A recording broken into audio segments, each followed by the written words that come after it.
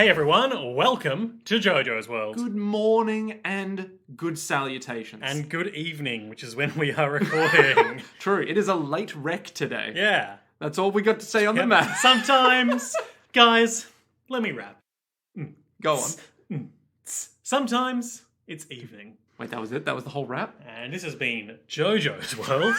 I'm Liam S. Smith, one of your co-hosts. And I'm Nick Valentine, the other one of the co-hosts. Of course, in Jojo's World, our Jojo's Bizarre Adventure recap and discussion podcast, we talk about a little anime called...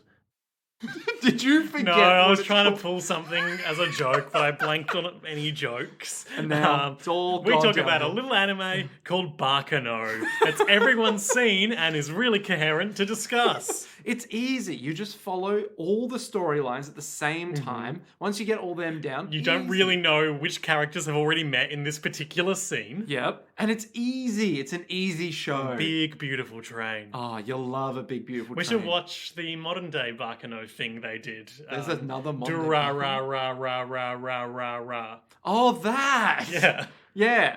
I'd be down for that. maybe. Yeah. We got time to kill. But we don't have time for that. We right don't now. have time. My laptop is running on battery power. We need to get through If this we run podcast. out of podcast today, we are fucked. Hirohiko Araki's gonna break our fucking legs. He's gonna walk in here and be all like, "Gomenasai," and then break us from the ground up. Strike us, turn us inside out. Like that gas from that episode of The Simpsons. Oh my god. This episode, we watched the 34th episode of Jojo's Bizarre Adventure, Part 6, Stone Ocean, entitled Sea Moon, Part 1. Moon. Sea Moon Run. Sea Moon Run. Sea Moon Run Fast. Sea Moon Run Fast. Fox? I don't know what the rest of the sentence is. Quick brown moon jumped over the lazy fox. The lazy Jolene. It covers chapters 735 through 738 of the Jojo's Bizarre Adventure manga by Not many. Hirohiko Araki. It's a few. It's 3. It's 3. It's almost normal. Actually, I suppose it's like 4. That's too many. 5, 6, 7, 8. Ba-da-ba-da-ba-da-ba-da. My boot scootin' baby. That's the name of my stand. Boot scooting baby. Boot scootin' baby. And it shines your shoes, governor. Wonderful, wonderful. It's a really helpful stand, but not Yeah, very good but in also combat. it does kill you. Oh no! That stands. It's helpful until they're not. It takes one shine. That's it. I've happened to open the Reddit reaction thread for this episode today. Something which we have never looked at before. Never. And may never look at ever Just again. curious if there's anything of note. Dope to see Sea Moon animated. When I finished the manga, it was one of my favourite stands. Pucci entrance sequence is incredible. Let's go, Zaddy Jotaro. Love a good zaddy Jotaro. Anyone notice the helicopters were number 6 and number 9? Nice. Anyway, yeah, that's the standard of JoJo's discussion out there. Makes me feel better about this bullshit we say. No, hang on a second. I don't think we would have noticed that they were 6 and did. 9. Oh, okay. I did. Alright, I never mind. was planning to mention it. All of our material has been stolen by Reddit comments. Nick, we only have one author's note left what? for this part of JoJo's Bizarre Adventure. Oh, okay, good. And we won't be discussing it today Oh. because it kicks in at the last couple of chapters of Sea Moon. Oh, god damn it. Okay, alright. Well, that's really frustrating. Nick. Yeah? Shut up. Because I have some interviews with which to share the words of wisdom of Hirohiko Araki. So excited. I got 2 interviews here, one of which is very short, but I think is worth sharing, and the other of which is entitled 100 Questions with Hirohiko Araki. How many of those questions are we going to cover? Well, they're not all translated, so What the fuck is the point of having 100 questions with someone if you're not going to translate all 100? who knows? Who knows? It's work, you know. Maybe you get up to question 48, and you're like, this guy's full of shit. I'm done. Upload. He just keeps talking about how he saw a thing and he liked it. Yeah, you translate it's like, it wasn't 100, it was like 3. And you're like, what? But I read in Japanese it was 100. I know what the word for 100 is. Nah, it was 3, mate. All right. Hirohiko Araki walked out of the interview when they asked him about how he's also Santa Claus. Listen, I'm sick of this shit, all right? Unprofessional bullshit. Oh, man. No, from the other interview first, which is a report detailing Hirohiko Araki's adventure in America from the January 18, 2000 issue of E-Jump. When was he in America? While preparing for Stone Ocean, I suppose. Oh, okay. Oh, yeah. Because he went to... Hirohiko Araki goes to America. Subtitle, Hirohiko Araki's brief American coverage journey. Thank you for that clarification. Vast wetlands! 2 exclamation points. Can you predict the future of the story, Stone Ocean? Ahem.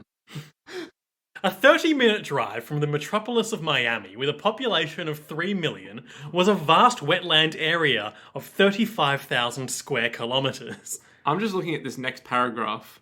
It's dense. The stage for the beginning of Araki Sensei's new story was Florida. Warm throughout the year and home to many Latin residents. This peninsula... Home to many Latin residents. Yep. Okay, alright, keep going. Sure. This peninsula is not only the most lively place in the United States, it is also a region that has undergone the most significant change in the entire country, with areas that were once all wetlands being developed from scratch by human power. Nowadays, even the big city of Miami, boasting a population of over 3 million, which we've already said in this article, was once just a desolate place where only alligators, many birds, and even more small animals lived. How many birds? How many birds? Many. Oh my god. Think of some birds. Seagull. No, I meant think of an amount of birds. Oh, like, I don't know. You don't need to tell me. Like 4? Yeah, even more than that. What? How? Wow, that's a lot of birds. I've never seen a congregation that big in my life. With nothing but water-soaked sawgrass growing. And even now, if you get in a car and drive just 30 minutes from coastal cities like Miami and Palm Beach, there are still vast wetlands as far as the eye can see. An overwhelming kingdom of nature. It is an impossible place for humans to casually set foot. Amazing. The only place ordinary people without special training or equipment can go is the Everglades National Park, which stretches over 6,570 square kilometers in the southwest part of the peninsula. Here, roads are maintained in the wetlands and observation points are set up here and there, allowing you to experience a part of Florida's nature. However, alligators walk nonchalantly in front of humans like stray cats. Or there's an alligator around the corner. That's what it's like here. Some species even attack humans, so you can't let your guard down too much. Is this written by Araki? Apparently not, because the next couple of sentences are, this time, I showed you a small part of Florida. Araki-sensei seems to be taking pictures and researching enthusiastically. Oh, okay. But how will this story, which started with a detention center, in quotes, unfold in the future? Can you read it from these photos? I guess they're accompanying photos. We don't see them. No. Is America delicious? Is it? Is that a rhetorical question? No, it is not. It's a regular question. Oh. What's the opposite of a rhetorical question? Is it just a question? Yeah, Okay. just a question. The hot dogs I ate in the real place were the best. Araki-sensei, who loves Italy, was actually worried about his daily meals, but he was in a great mood eating hot dogs every day. Incredible. You're telling me that we need special equipment to go anywhere in Florida? That's right. Well, because of the gravity. Oh, of course. You need like a vac suit or something. Or a like an abseiling rig. Yeah, you need something to like surf the cement, if you know what I mean. Yeah. You need a sort of cool robot in a diving suit. We could dive it down. Dive it down the peninsula to the national park. Where the alligators roam. Question 1. 100 questions for Araki-sensei. What time do you wake up? 10:30 a.m. Fuck, that's so good. How do you relieve stress? I've been walking to work. It's about 10 minutes of walking, but that's it. Question 3. Where do you come up with your ideas? This room. This interview takes place in Araki's workplace. Where do you get your ideas? Here. I mean, here, like, you've seen where I live. It's a good answer to that question. Like, imagine if you walked into an office and they're like, where do you, like, figure out this stuff? It's like, well, I mean, look, buddy, you've come in here. Now, this question has a follow-up question that is not one of the official numbered questions. Question 4. When did you consider becoming a manga artist? This is already very complicated. Is that so? I can't answer in one word, but it might have been triggered by a friend who told me I was good at drawing manga when I was a kid. I'm glad you were praised by your friend. It's nice to be praised by a friend. Not that Nick would know that from me. No. I just like the idea that the guy who's interviewing wasn't like, wow, I'm really glad that happened. It's just, I'm glad you were praised by your friend. Question 5. If you had not become a manga artist, what would you have become? Oh, I can't think of this anymore. I think there's nothing else. Question 31. Who's your favourite musician? Prince. Naturally. What album do you recommend? Country Grammar by Nelly. Wait, what? His favourite artist is Prince, but his favourite album... No, an album he recommends. Yeah, an album... Oh, it's any album. Any album. Your favourite TV show? I don't watch that much. Question 34. Araki-style advice for staying healthy. Stretch before writing. Question 36. Good advice. Best place to settle down? My workplace. Question 37. Oh, Any God. habit? Ooh. Playing with my jaw. Nick, any habit? Just hang on, playing with his jaw. Yeah. Like with his hands, or just? Nick, I've just got that. I know as much as you do about playing with my jaw. I think you also know as much about Araki's inner thoughts as I do at this point. Question 38. How strong do you like sake? I don't really drink. What are you happy to get? Delicious sweets. Question 40. What kind of car do you drive? I can't drive, so I don't have a license. He can't drive. He can't drive. Wait, why can't he drive? He doesn't have a license. Ah, fair enough. But why doesn't he have a license? He can't drive. Oh my god. What kind of child were you in school? Or in childhood? I was bullied by my younger sister. I had twin sisters and one of them was the devil. I came home from school and saw that my afternoon snack was being eaten. Oh no, those delicious sweets. I know. It's really hard when your younger sister is the literal devil. Yeah. When Satan just shows up and is all like, nah, don't mind now. Coming soon to next anime season. My younger sister is the literal devil eating my snack after high school? And of course, it's some weird, like, sexualized version Yeah. of the devil, and they're like, oh, kawaii desu. It's like, what? No. And then, just, I don't know. Some Question weird 42. shit. Yeah. What was your first love? Sorry, when was your first love? High school, first year. Question 43. What anime did you watch as a child? Star of the Giants. I loved the manga. Don't know what that is. Star of the Giants. Question 46. What TV show did you watch religiously? Columbo. Hey! One more thing. One more thing. What's your favourite subject? I liked social studies and science. 48. Weakest subject, English. 49. Club activities, kendo. Wait, his weakest subject was English? And yet he's written an entire part about Florida? That's right. That's and also rough. the England. Oh, yeah. yeah. What kind of woman do you like? A person who isn't well-mannered. I know what that's like. Wait, are you talking Question about 50 me? No. Fair Question enough. 51. Do you have a wife? I do. What's your favourite colour? An orange like yellow. An orange like yellow. Okay, keep going. What have you accidentally laughed at recently? Fuck me. Go on, Liam. Question Liam. 53. What have you accidentally laughed at recently? Read the answer, Liam. When static electricity ran through my eyelids at the ophthalmologist. Isn't that funny?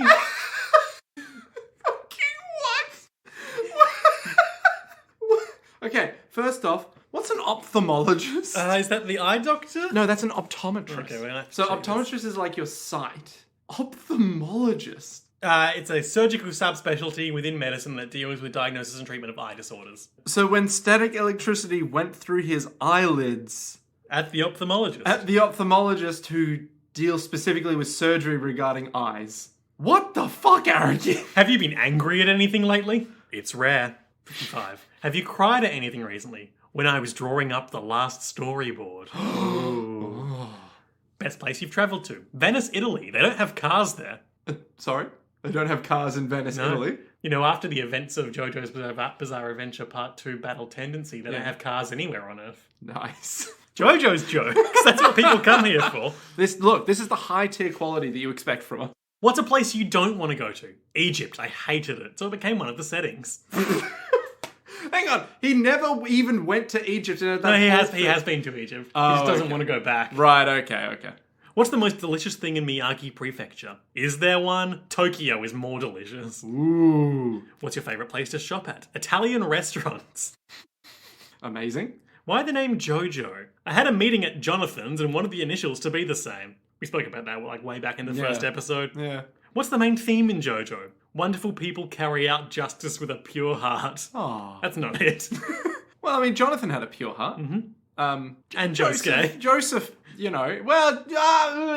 purish. Skipping ahead a bit. Who's your favourite Jojo? Josuke from part 4. Who's your Nice. favourite character? Yoshikage Kira. Nice. Good choices. Your favourite death? There's a lot of them, but I can't remember that well. Your favourite Araki-style onomatopoeia?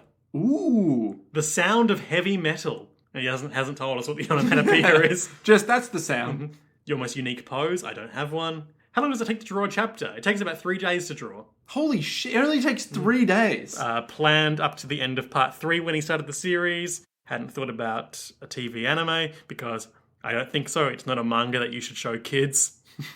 Only kids watch TV. What's most important when drawing a character? The mouth. I hate it when it's not sexy. Is this the reason why JoJo's is so popular? He always gets the mouth Sexy mouth. just right. Yeah, a good sexy mouth. Let's think of our top 10 JoJo's sexy mouths. Jonathan. Iggy. Oh. Oh no. What's most important when drawing... Oh, sorry, I already said that. Question 73. Will Shizuka Joestar come back? No. Who? The invisible baby. Shizuka. Oh yeah. Will Dio come back? Continuing on to the next question. Will Dio from part 3 ever come back? No as well. Really? Yes, he won't come back. Then after revisiting question 70, this is going to concern Dio, but on one end you have the Joestar bloodline, on the other end Dio holds his ground for decades, after all. And because of this, us readers can't help but feel that the shadow of Dio will always haunt us like a ghost. Even in part 6, Dio's bone appeared unexpectedly. Despite this, you said that Dio would not come back. That's because Jotaro beat him, but I want to make it so that his will remains, something like his intent, an evil intent. Then does that mean that in the future that Dio might not assume a physical form but appear in the shape of a will? That may be true. So this is part 7, everyone. Says the interviewer. That's not what part 7 is. Part 7 is just a good time. Is Joseph still alive? I mean, didn't we explicitly say that he wasn't alive? Didn't he die? Part 6 takes place in 2011. But is Joestar still alive? Yes, he's become a little senile, but I think he's still alive. Oh, I thought he died. Nope. Oh, okay, never mind. Blah, blah, blah. They go into that for a bit longer. Cool Shock BT, we don't need to talk about that. Clint Eastwood would... who would play Jotaro Kujo? I was thinking about Clint Eastwood when I drew him, but not him. If he had a stand power, he'd stop time. There is a plan for part 7. There is a plan. Excellent. Getting towards the end, just skipping over any other good interests. What's in your mind when making a weekly serial manga? Meeting the deadline. What's the secret that's always kept you on? Meeting the deadline. Yep, that sounds about right. Are you close with any manga artists? No, we're all too busy to see each other. Do you use a computer? I hate wait times. What's your ringtone? I don't have a cell phone. What actress would you like to see the most? Natalie Portman. Wise. Padme Amidala herself. Exactly. What would you bring to a desert island? Favourite manga, a CD, and a pencil. What's the most important, most expensive thing? No paper. The most expensive thing is the workplace. Nick? That is the wisest thing I've ever heard in the dumbest possible context. 92. Who do you respect? Velasquez. I don't know who that is. Neither do I. 93. What genres would you like to try in the future? I want to keep moving with the current manga. And finally, question 94 out of 100. How do you read Shonen Jump? In order, from beginning to last. Oh, that's nice. And now you know a little bit about the twisted mind of Hirohiko Araki. And we're 20 minutes into the podcast, and we can get started, which is appropriate because not much happens in this episode other than fighting. But it's good fighting. It's very high. It's pretty solid fighting. Yeah. There's a whole lot of, but if that's how that works, But then, how do I how work? am I alive?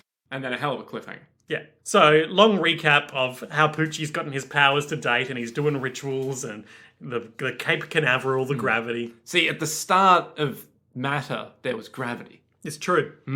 And I believe he says that he's the center of gravity. Later. Later. Jolene has just been hit. Her right hand has been inverted. It's gross.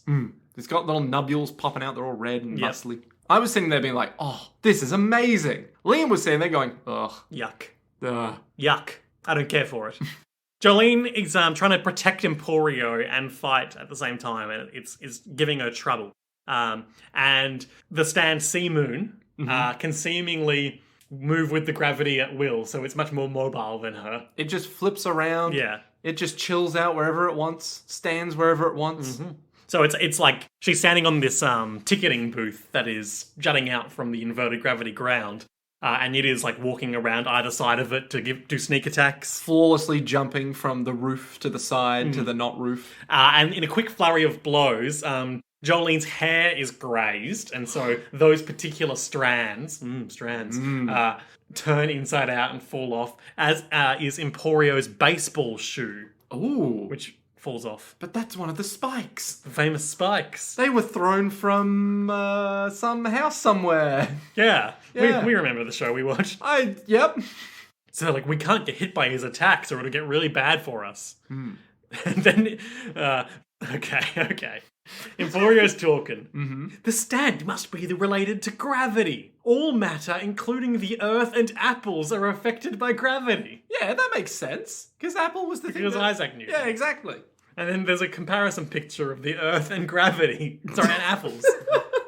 And it's like got arrows pointing inwards to because earth and gravity inwards. affects them all. Yeah, but there's more arrows on the earth than there is on the apple. Gravity attracts matter towards the center of mass. That's the cosmic law. I mean, that's massive oversimplification, but yes. And anything that gets touched by the fist of Sea Moon gets turned inside out by gravity. Ah, makes sense. And also it makes everything fall sideways. See, that also makes sense.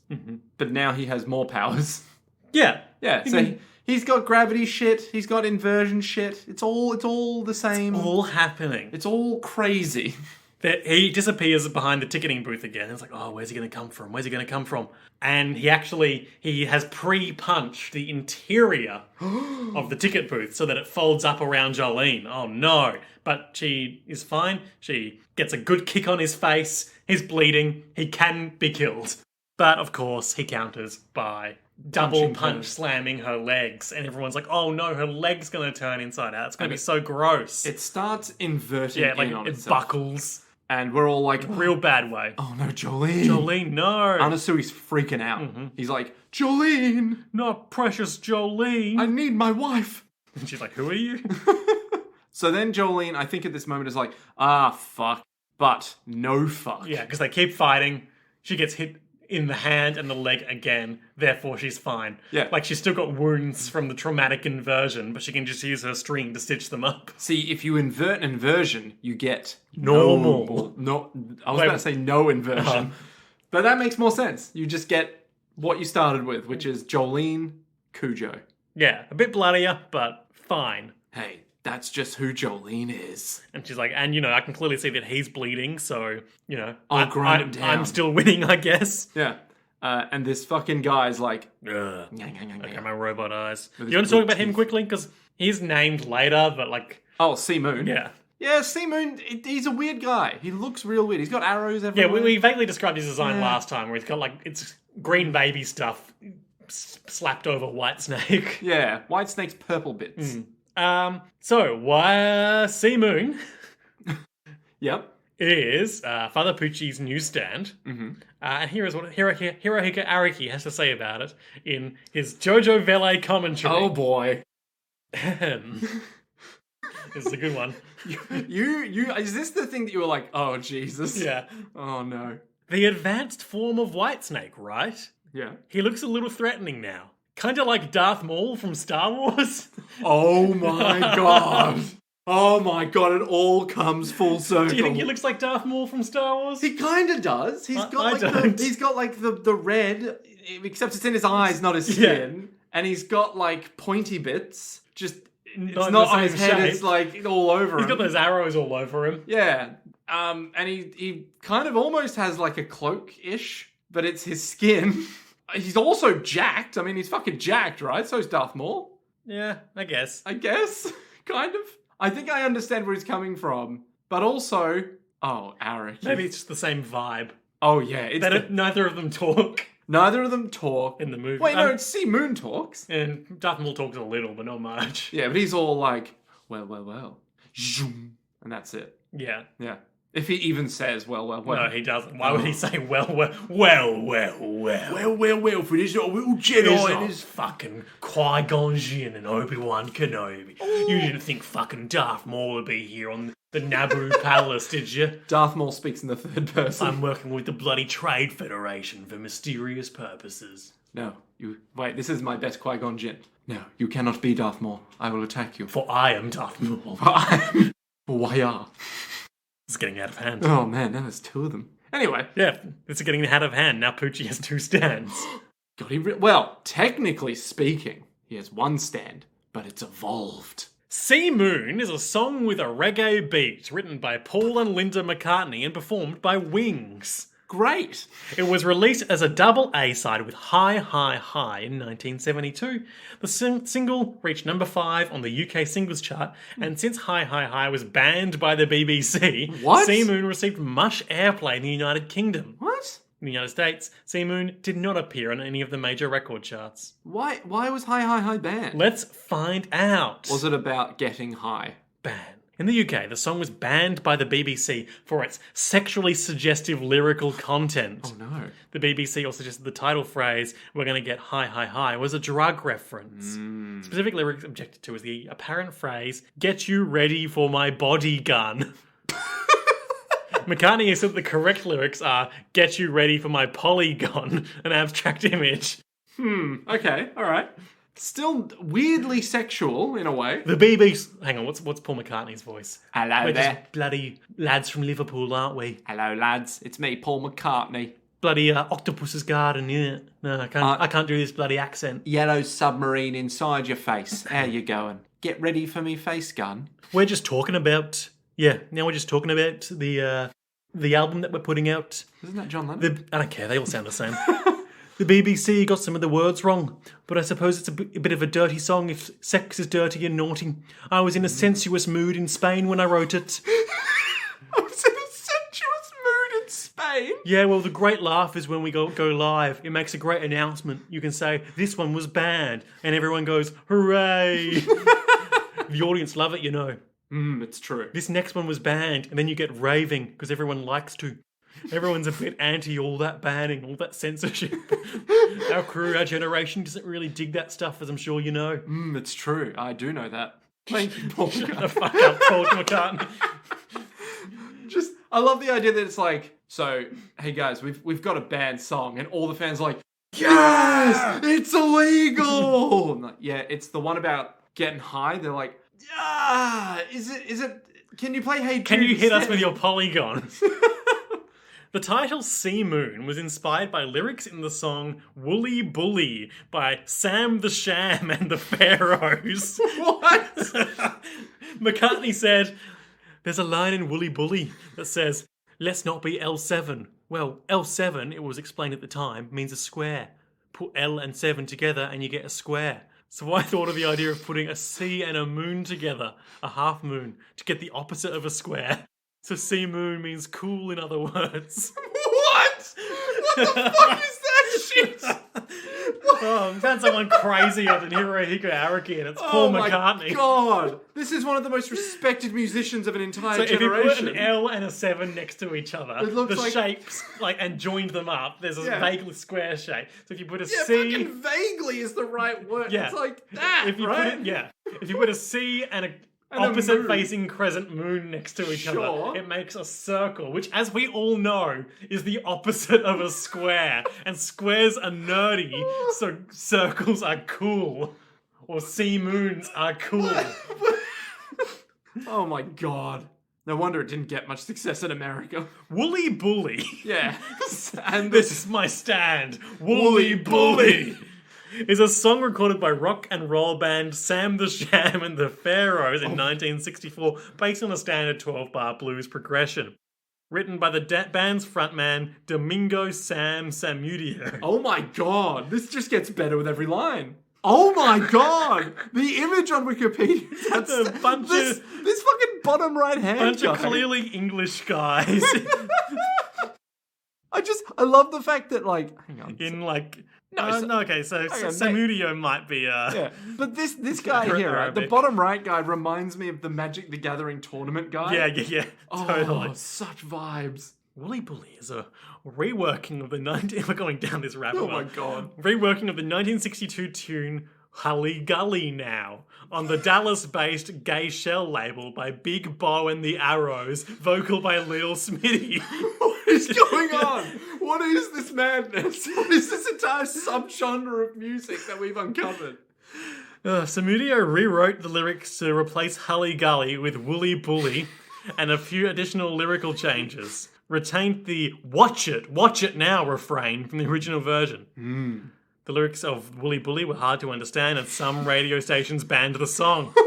The lyrics described a conversation between Matty and Hattie concerning the Wooly Bully, a creature that Matty describes as a thing she saw that had 2 big horns and a woolly jaw. That is, an American bison. Oh. And the desirability of developing dancing skills, although no attempt is made to synthesize these divergent topics.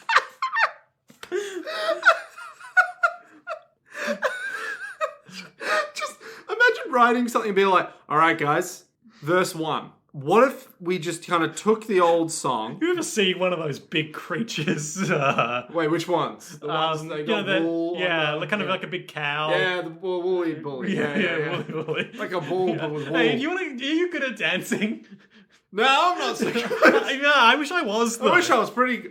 Oh my god, I got a great idea for some lyrics. The warning, let's not be L7, means let's not be square, from the shape formed by the fingers making an L on one hand and a 7 on the other. Sam the Sham underscores the Tex-Mex nature of the song by counting out the rhythm in Spanish and English, uno, dos, tres, cuatro, and the characteristic simple organ riffing with a tenor saxophone solo in the middle. According to Samudio, the countdown was part of the song, was also not planned. I was just goofing around and counted off in Tex-Mex.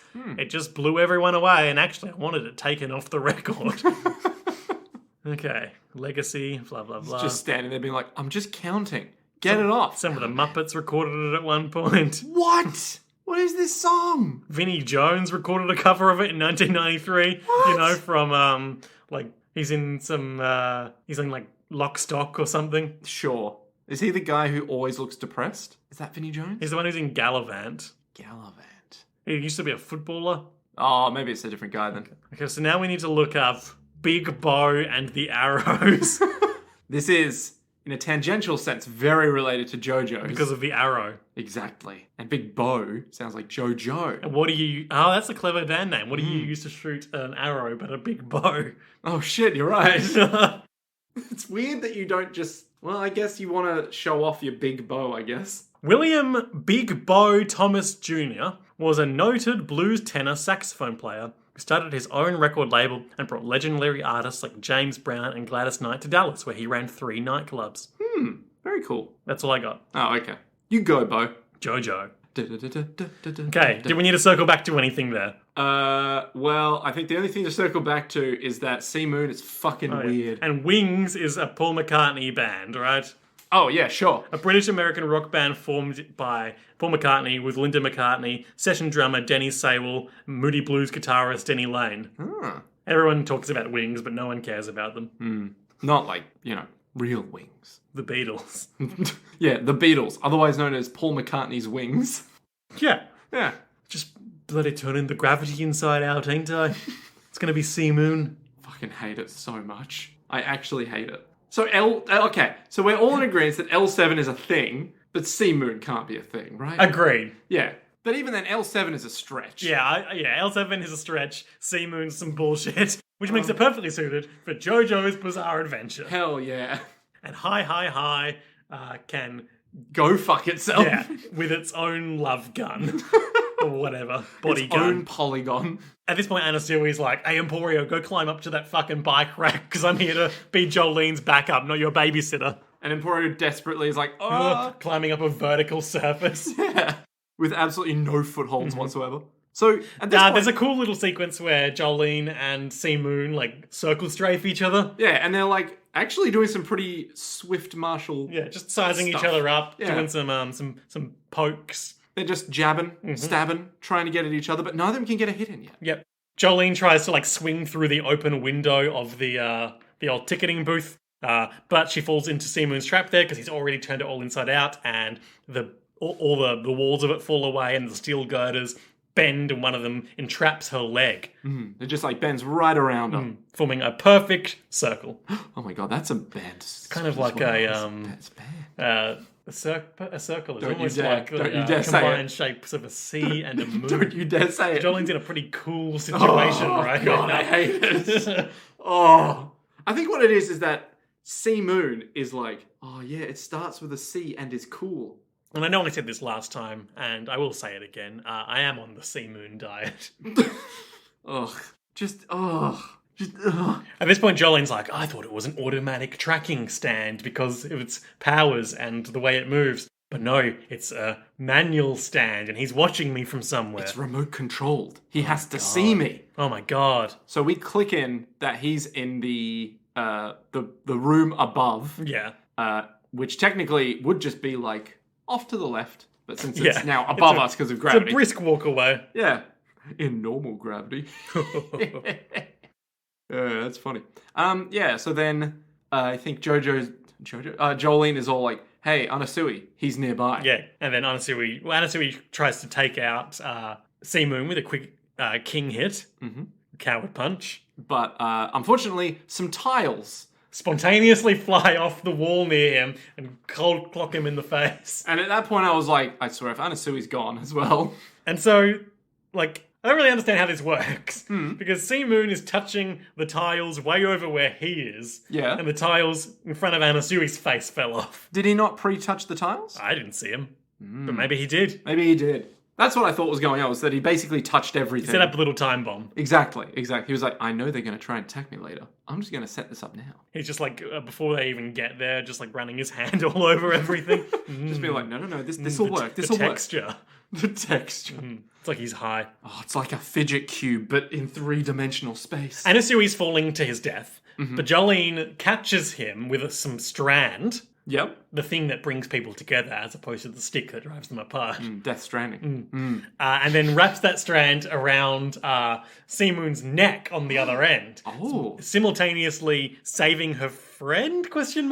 Saving her work acquaintance. Saving her stalker and work associate. And attacking her enemy.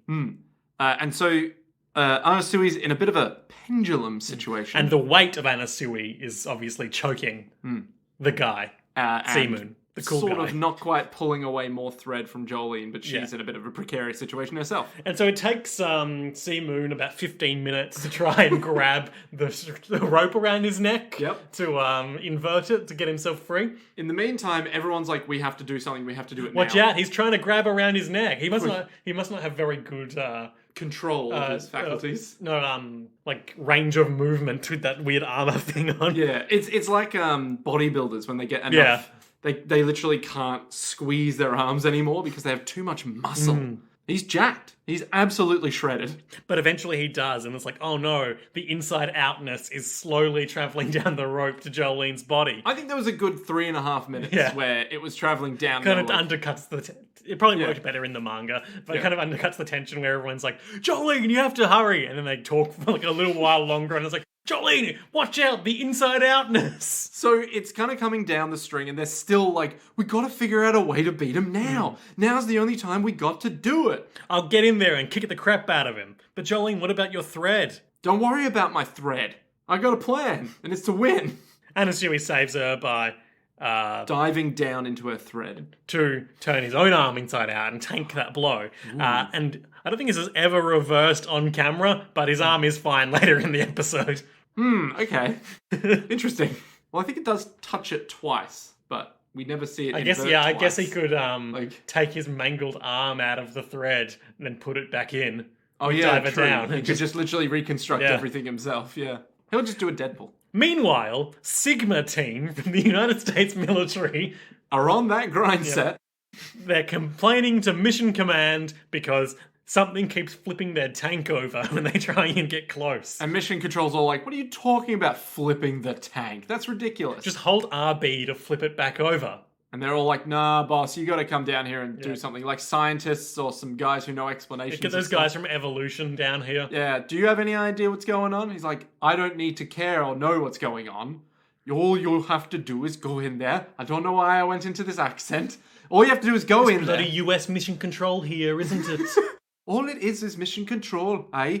Now go in there and fuck him up and save the citizens. So they're just like, just go in there and save people. And there's all this blood and oil and flipped cars. Yeah, presumably from people.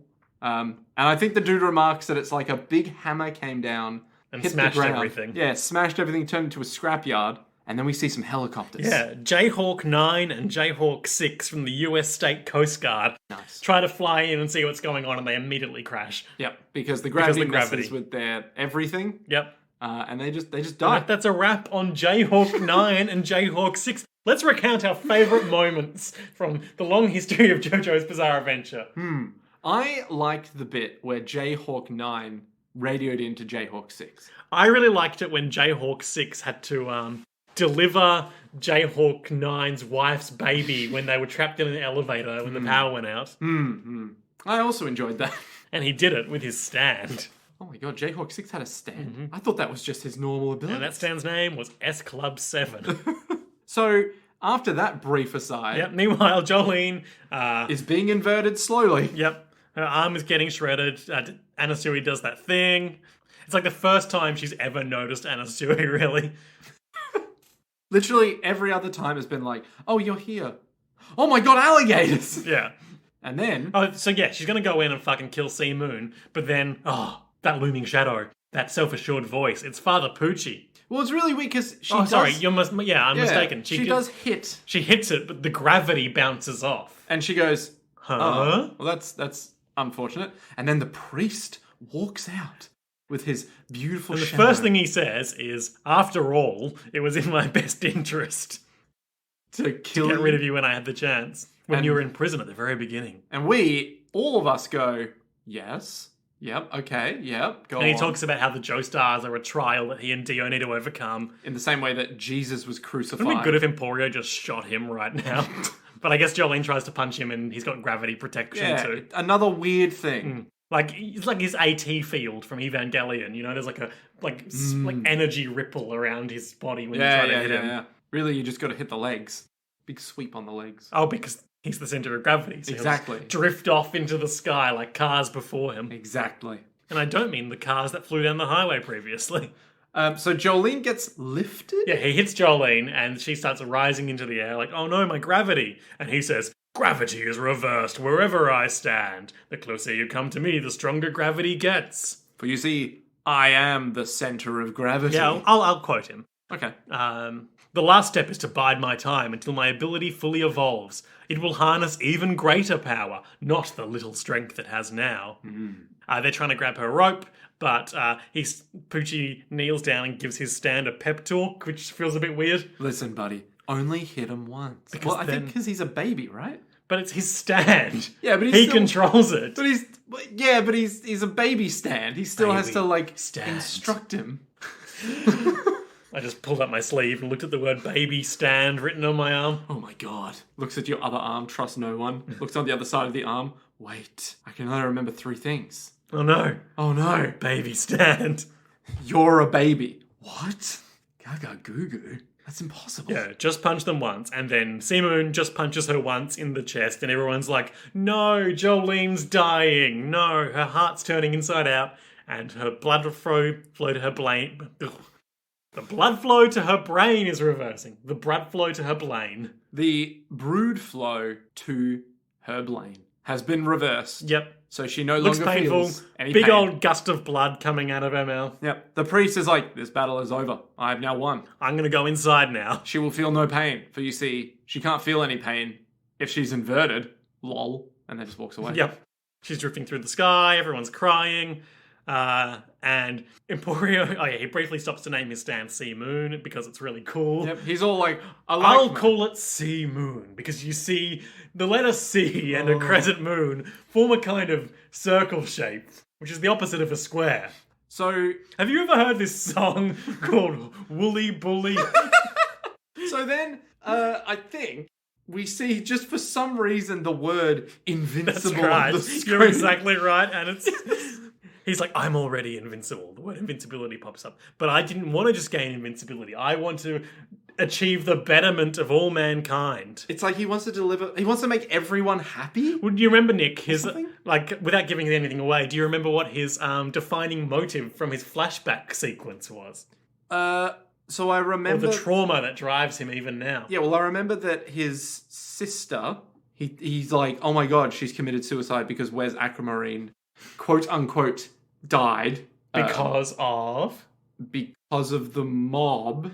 The Because KKK. because of Father Pucci being all like, who? Where is this Wes But Aquamarine? did he want that to happen? No, of course not. So it was the KKK? no, not the fact that the KKK did that was Bad. yes, but what did he expect it? It was unexpected. That's right. Yeah. The unexpected consequences of his decisions are his driving motivation. The unexpected consequences of his decisions are his driving motivation. Yes.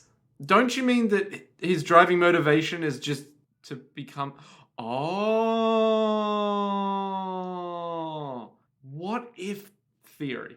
Do you want to save this for predictions? Yes. Okay. Okay. Stay tuned. Next episode on Jojo's World. It's probably the same theory I've said before, but I'm going to say it again. And so, yeah, blah, blah, blah. I shall remind myself that my pursuit is the happiness of all human beings. Jolene Cujo is no more than a casualty, just like Wes Aquamarine and those prisoners. To successfully achieve a goal, trial and sacrifice is inevitable, and he walks back inside, and then Emporio's like, oh, Jolene, no. Oh, wait, that's me. Hang on. Literally, after seeing... It's like, you scream at the top of your lungs, it's like, Jolene, no! Oh, hang on. I gotta take this. Quick call. Oh. Oh, it's a text with the icon of Jotaro's hat on it for some reason. Hey, I wasn't getting through. Yeah, sorry, I haven't texted much lately. I wasn't getting through. Is your phone off? Just FYI, I really hate it when people have their phone off and don't respond. Jotaro's getting drunk and texting his ex way too much. That's right, his wife left him. It's true. My calls aren't getting through. The gravitational anomaly seems to have sent a satellite out of orbit. Are you Emporio? You can't ask questions and keep going. Are you Emporio? I don't know exactly what's going on. I can sense my daughter and the Cape Canaveral, whatever. Anyway, she's still alive, I can tell. And so Emporio's like, wait, who's this from? Jolene's alive, but she's not This reminds me of, there's this old comic of Ryu from Street Fighter and the girl that's like his apprentice or whatever. I think it's Sakura? Yeah. The one who's in like the schoolgirl outfit, has a little Hadoken, not very powerful, long legs. She's in like a school uniform skirt. There's this and comic stuff. someone did of them like web chatting together, and like he types out this like really long like, it has been so long since we last spoke, and I hope you are doing well in the Americas. My training continues. Blah blah blah blah. Yeah. And then she just goes lol K. Okay, I found it. Oh, I think it might be from a official Street Fighter manga actually. Can I try saying Ryu's part? Sure. The next morning, typing sounds. It's Ryu in a web cafe and Sakura In Hong Kong. Why do you assume that? Because it says right here. Go to the left. Keep going. That's where Ryu is. Yeah, that's what I'm saying. Sakura has a big photo of a poster of that sumo guy. She's wearing pajamas in what appears to look like almost Okay, a gig. Sakura is her MSN handle. Let's have a look. OMGZ, long time no see, master. Oh wait, BRB. Sorry, text message. Big excited... Kirby smiley face, 3 sweat drops. HRU, master. Kicking ass, for show, lol. Ryu, greater than silly scrubs, ruffle mow. Total ponage, lol, winky face. Then Ryu, A very confused looking face on Ryu. As hunt and peck typing. 30 minutes later. Dear Sakura, I am unsure of the meaning of your last message, but my journey has been an interesting one so far. I have encountered fighters from various disciplines, and I have discovered what I believe to be the key to my training. One must be adaptable and not rigid with one's style, open to the ideas of others. I believe... I believe learning from as many different fighters as possible is the key to becoming a better martial artist. My time, according to a blinking box on the screen, is limited, so I must depart. It was good to hear from you, Sakura, and I hope your training continues to go well. Yours sincerely, Ryu. Okay, no prob. TTYL. Goodbye, I think. So dumb. And that's how Jotaro texts. Jotaro's like, hello, it's me, Jotaro. Are you Emporio? I have sailed the 7 seas to find the greatest cuisine, and now it has led me to you in this moment. Tonio Trusati. Oh, man. So he sent this enormous text message, which Yep. I can fully understand because he can pause time, but it's amazingly long. And then when he signed his text, Jotaro Kujo, Yeah. yours sincerely. And when Emporio reads his name, his like face appears on the screen, like, oh, that Jotaro. And we're like, oh, Jotaro Kujo. Oh, not Jotaro Wilson Yeah. from down the So street. he basically summarizes, Jolene's okay, I'm on my way, peace out, fam. Yeah, take care of her. She's alive, but in a bad way. Yeah. Emporio's like, oh my god, Anasui, go find Jolene. Because if Oh. Jotaro can sense that she's alive, so can Pucci. And Pucci, we get a shot of him being like, that son of a bitch. And Anasui's like, okay, I'm going to help Jolene. I'm going to help Jolene by killing that fucking priest. And he zooms on up and Diver Down is like doing Swimming. freestyle swimming. Street shark in that shit. Yeah. And the priest is fucking legging it. How can she be alive? Ah! He looks so angry. Anasui also looks quite angry. They're going to go fucking kill each other. And the last thing we see Crashed space shuttle. is a space shuttle on the side of a building. March 21st, 2012, 11:44 a.m. 36 hours, 15 minutes until the new moon. It's Ooh. Look, it's going to be a cool moon. So, Nick, Yeah. for our highlights and lowlights from this episode. My highlight, you know what it's going to be? It's actually going to be Jolene straight up getting punched again to invert herself to get uninverted. Because that's the moment where it probably clicked in my mind. It's like, yeah, Jolene's fucking crazy. Like, she straight up is like, I will go headlong into danger because it will work Yeah, out. absolutely. Signature move. Yeah. Set herself on fire. Yep. Throw herself into a vacuum. Exactly. Basically, I'll shoot myself in the head because I know that you'll die, which means it won't matter. Yeah. Like, that level of just like, man, she's fucking crazy. My highlight and lowlight are pretty closely linked. My highlight is Jolene doing the cool save Anasui choke out Sea Moon. Yep. Lowlight is how long that inside out string took to travel. Yeah. My low light's just gonna be because I'm gonna go ahead and assume, right? And this is a strong assumption. What? I'm gonna assume that Jolene and or Hermes might actually still live. On account of how they told us Jolene is alive. But if Jolene's alive, Hermes is probably also still alive. Because of that blood oath they swore. Yeah, but now it's just like, oh, so she's still alive. Okay, so nothing's happened. Like nothing has actually changed, per se. They fought him. They fought Pucci a bit. They fought him, but then he took no damage, and now he's run off to where he was before. Yeah, and now he knows they're coming. Yeah, but it's just like, oh, nothing's changed Now really. they know Jotaro's on his way. I guess? And don't forget, Jayhawk 6 and 9 died. Oh, fuck. What are they going to do with that Jayhawk 6 and 9? No. Oh. But no, I'm just like, oh, okay, well, that was, sure. Yep. Yeah. It's like there's no waiting. They're just like, oh, no, she's fine. You're like, oh. Well, only like 2 days remain until... Yeah. Don't know how they're going to drag out 36 hours given that the last Well, he's over there, 8 you know. minutes were like 20 minutes, but that's fine. It's gonna be like in Resident Evil 3 when Jill gets like infected, so she like goes unconscious for the whole time period that Resident Evil 2 takes place or whatever. Is that what happened? I have no idea. Okay, it's been a long time. Yeah. All we know is Resident Evil is a great time. So, Yes. Nick, What? Jolene has been struck in the heart by inside-outy gravity magic. Smooth criminal. A woolly bully, if you will. But apparently she's fine, according to the people who can mystically sense if she's alive or not. Which is weird, but yeah.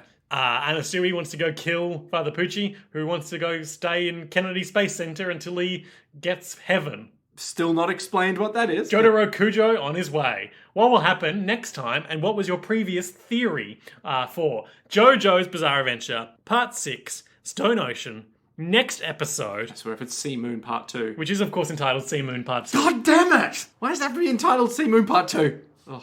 Okay, so next episode, Jotaro will show up potentially at the last minute. Okay. So Anasui's going after the priest. Is that going to end well for him? Who, Jotaro Kujo? For Anasui. Oh, no. Absolutely not. Which is why Jotaro Kujo will have to show up and be all like, you idiot. Trying to talk to my daughter, kid. Yeah, pretty much. Something like, well, actually, it might get really weird in that we've seen that Pucci is now apparently the center of all gravity and is thus impervious to getting punched. So I don't know if that's like an active thing that Pucci has to do or if it's an automatic thing that happens. But I don't know how Jotaro can really help with that if that happens, you know? If it's an automatic thing, I don't think Jotaro is going to be able to beat him just immediately. So that makes sense. I mean, it's not his story after all. Exactly. But how is Jolene still alive? Good question, Nick. Her heart has been turned inside out. But she can be made of string. That's true. And string, notably, has no inside out. Yeah, it does. We saw that as those strands. Oh shit, you're right. So maybe she's just playing like the absolute long con style, like, well, it can only go so far, right? All effects of gravity diminish over a given range. So I'm just going to launch myself into space. Yeah, I'm just going to fall away until it wears off, and then I'll just uninvert. Easy. Maybe it's like that. Maybe that's the really dumb but ingenious way of getting away from these problems is just... And she'll land near where Hermes is. And yeah, and Hermes will be all like... We have to go back. Jolene! It's going to take 2 days. Oh, God. Yeah, I don't know how they're going to get back if that happens. We've got to save dear sweet Emporio. Yeah, I don't think Emporio's... Well, actually, maybe Emporio will be some use, but he'll only be, like, on the outskirts going... He just got a text. He did get a text, but at the same time, he'll just be like, Anasui's doing that thing, but now Father Pucci's doing that thing. Yeah, they really should have left him at the border of the gravity. Huge child endangerment risk. Well, look, they're not there to babysit him, all right? He's here of his own volition, clearly. But Jotaro's not going to show up until the last minute, and even then he probably won't beat him. He'll just be like, "Oi," and then that'll be it. Yep. But Anasui will just try his hardest to not quite get there with Father Pucci. Get killed or just incapacitated? Just incapacitated, Okay. I think. I don't think he's going to fully die, because then Jolene will have to come back like, Anasui! And Anasui will be like, I loved you from the start. And she'll be like, Hermes is here too! He'll be like, why are you like... Yeah. That's my prediction. Okay. And what's going to happen with these gravity powers? Well, it's evolving, right? It's like... That's what he said, yep. Yeah. So maybe he is getting closer and closer to like... And I can almost guess exactly what Araki's just read. Like, he's picked up a physics book and been like... Don't forget we were talking about the unintended consequences of actions before. So he's obviously thought, okay, I've done time. He's done hard time. I've done time, like, where it Jolene's stops. done time. I've done, like, resetting time, like Groundhog Day. I've done... What was the King boss's Crimson. power? Yeah, what was King Crimson? Skipping time, or like seeing different times and stuff. But what's left? I know, relativity. So he's just picked up like a book on relativity and been like, time, space. I don't know enough about how relativity works. What if they're the same thing? So what if attaining heaven is having the ability to just either go back in time, right? And just like, Don't do that. Like go back in time and like prevent his sister's death. Giving himself the good ending. Exactly. Thereby they don't need to defeat him. Yep, so all he does is go back, save sister, Jolene never goes to prison, all works out in the end. And is that the betterment of all humanity? Well, in his eyes it will be, because with his sister around, all humans would be better off. I see. Yeah. So he'll fix his selfish motivation first. Or maybe it'll just be like, now I bring everyone back to life. Like, I don't know, go back in time, get their soul, bring their soul forward, and then resurrect them or some weird shit like that. Mm-hmm. One of those two things. Kakyoin's back. Yeah, something weird like everyone's back, baby. But then... It's time for Eyes of Heaven on PlayStation 4. Everyone's alive again. Yeah, something weird like we're just going back in time, we're gonna do that. Or just change the course of history? Maybe. But changing the course of history seems weird in that that's like... It's almost like Kim Crimson, but not, No. But, okay, well maybe he'll just be like, I'm going to make this so it never happened and just undo the events of the past. Ah, interesting. And so then in the future he'll be like, wait, what happened? Why is this a hellscape? Why am I in Fists of the North Star now? Oh my god. Well, because your sister It lived. was a prequel all along. Yeah, because your sister lived, it meant that societal unrest went up because she became a freedom fighter, which then turned the whole world order upside down, and now we're in this... Jotaro changed his name to Kenshiro. Exactly. So, yeah. Well, we'll find out all that and more next time on Sea Moon Part 2. But until then, well, just a heads up that we might have some disruption in the next couple of weeks. Yep. As I'm doing a theatre show with a pretty demanding schedule, so we may have to skip an episode or two, even. But we'll be back as soon as we can for Sea Moon Part 2. But until then, to be continued.